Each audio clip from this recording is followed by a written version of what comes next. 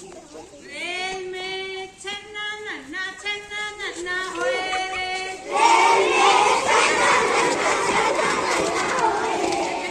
बिना चल के समझ में नहीं आएगा। रेल में छन्ना नन्ना होए रे। रेल में बैठे दो मुस्लिम भाई। रेल में बैठे दो मुस्लिम भाई।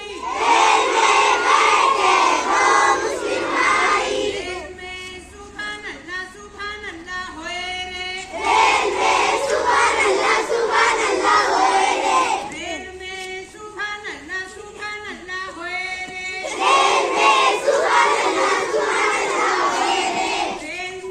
छन्ना नन्ना होए रे।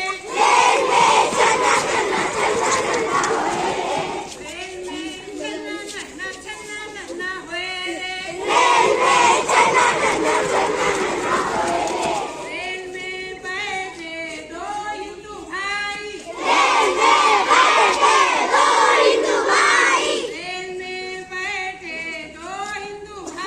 रेल में बैठे दो हिंदू भाई। रेल में हरि विठ्ठल होए रे। रेल में हरि विठ्ठल होए रे।